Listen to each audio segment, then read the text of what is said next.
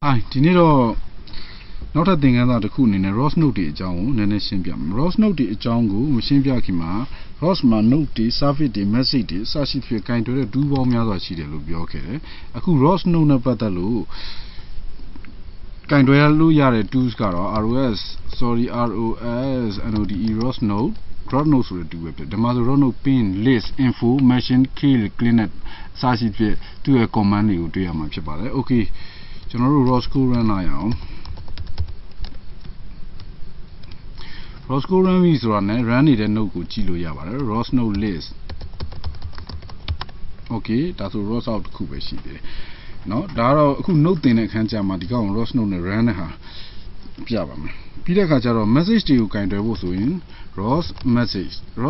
ဆိုတဲ့ tool လေးရှိပါတယ်ဒီမှာဆို ROS message show list package အစရှိသဖြင့်တွေ့ရအောင်เนาะ message ကိုရှင်းပြတဲ့အခန်းကျရင်အခြေချက်တည်ရမယ်နောက်တော့ topic တွေကိုကင်တွယ်ဖို့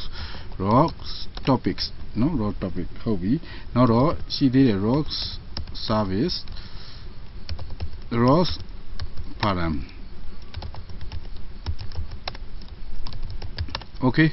အခုတော့ note နှလုံးရေးရအောင် note နှလုံးရေးရအောင်ဘာလို့တဲ့ note တွေလဲဆိုတော့ data ကိုပို့တဲ့ note နဲ့ဖမ်းယူတဲ့ note ပဲဖြစ်တယ်ပို့တဲ့ကောင်ကို publisher လို့ခေါ်မှာပေါ့နော်တို့က topic နီးလန်းနဲ့ message ကိုပို့မှာဖြစ်ပါတယ်အဲ့တော့ ROS message အကြောင်းကိုနည်းနည်းပြောရမယ်ဆိုရင် ROS message list ကြည့်လိုက်ပါ ROS message list ဆိုတာသူ့ရဲ့ message type တွေပဲသူကအကုန်လုံးသတ်မှတ်ပြီးသားကိုယ့်အကို custom message ကလည်းနောက်ပိုင်းကျရင်ရှင်းပြမယ်အခုကတော့သူ့မှာပါပြီးသား message ပေါ့ standard message တွေမှာဆိုကြည့်ဒါ standard message ကိုတို့ dependency အနေနဲ့တွင်တဲ့ standard message ဆိုရင်အများကြီးရှိတယ် image တောင်မှပို့လို့ရတယ်တကယ်တော့ image ကတီးတန့်ပို့တော့ဒီလို publisher နဲ့ပို့လို့မရှိဘူးเนาะဒါကသူကတော့ message type ဆိုတော့အခုတော့ ROS message string ဆိုတဲ့ကောင်ကိုသုံးပြမယ်string ဆိုတဲ့ကောင် ROS message string ဟုတ်ပြီဒီမှာ string ဆိုတဲ့ကောင်သုံးပြမယ်ကိုတော့ message တစ်ခုကို create လုပ်ပြီးပြီဆိုတာနဲ့သူက ROS မှာပါတဲ့ generator တွေက automatic သူက generate လုပ်လိုက်တဲ့အချိန်ကျကိုတော့ header file အနေနဲ့ယူသုံးရတာအခုဒီကောင်တွေကတော့ပါပြီးသားဆိုတော့ header file အနေနဲ့ include standard message string ဆိုပြီးယူသုံးလိုက်ရုံပဲ okay ကြည့်အောင်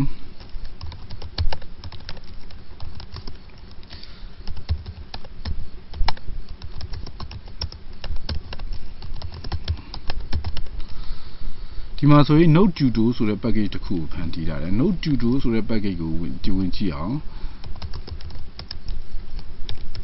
သူ့ကိုပါ dependency တွေနဲ့လောက်ထားတယ်ပေါ့ package ကို package တင်တော့မပြလိုက်ရတာလေးတစ်ခါလေးပြတော့မယ် sublime package เนาะ package မှာကြည့်လိုက်package မှာဒီမှာ value depend h2 depend ဆိုပြီးတော့သူ့ရဲ့ dependency တွေဒီမှာ ROS cpp ပါတယ် ROS file 3ပါတယ် standard message ပါတယ် val dependency ရော h2 dependency ရောဒါကကိုက integer ဖြစ်နေတော့နောက်သင်ခန်းစာတွေကျရင် kinetic ပြောင်းမယ်ဒီလေးတော့ kinetic မှာတော့ဘယ်လိုမြင်ရမလဲဆိုတော့ val depend ပါမယ်ပြီးတော့ h2 depend အစားသူက